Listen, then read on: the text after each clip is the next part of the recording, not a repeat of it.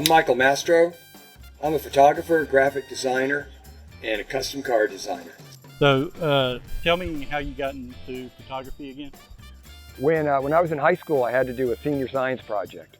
And I had seen some infrared photography in magazines. It was a pretty new thing.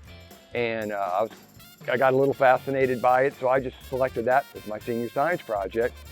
And then I just kept up with photography after that, but my whole focus was shooting rock and roll bands. And your favorite band that you've shot? Oh, that came years later. It would have been Fleetwood Mac and Queen in Atlanta in probably 75, 76, that era. Just both shows were just so spectacular, and there was just so much to shoot, just so much. So what got you to Mobile, Alabama? Well, after managing for about 5 years, I started tapering that off and went back into graphics. And I had a business in Atlanta. And one day a friend called, and actually a great photographer friend of mine, Rick Newby.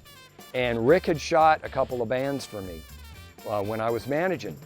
And he had moved to Mobile to do fashion photography, and they were the first fashion studio shot digitally.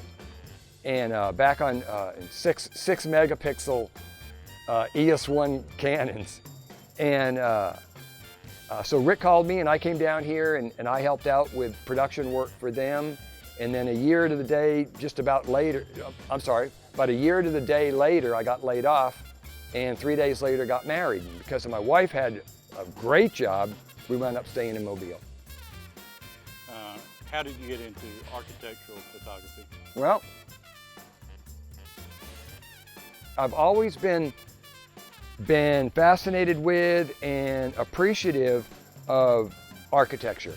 I mean, from the engineering involved to the design, and especially old architecture. The way buildings used to be designed with, architectural details around the lintels and the windows and windows and all that kind of thing.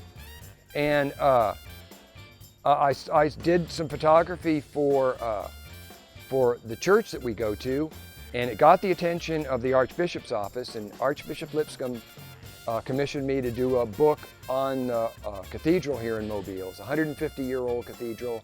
They had just done a 4-year renovation on it, and I spent 2 years on the book. I did all the photography, designed the book, did the digital art, typography. I did everything but write it.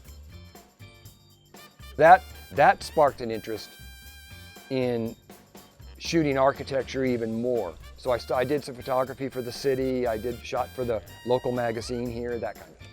So tell me about some comments that you got about the details of those downtown Alliance pictures that people saw things, or you saw things that they never saw.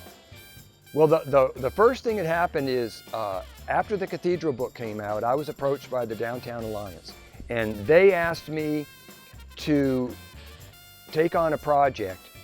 They have a brochure called the Downtown Mobile Historic Walking Tour, and it's 52 buildings, historic buildings in downtown Mobile. So what they asked me to do was capture details of those buildings for an exhibit.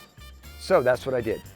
And I went out and I shot several of the buildings, and I went with Thomas Harrison and met with Thomas Harrison, the arts critic at the time, the Mobile Press Register. And I brought in a handful of prints, and Thomas and I sat down and we went through them, and he didn't really say a lot.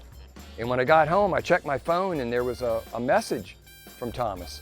And he said, "Michael," he said, "I'll never walk through downtown Mobile and look at it the same way again." He said, "Your photographs opened up my eyes." And it was like, dang, that's pretty cool.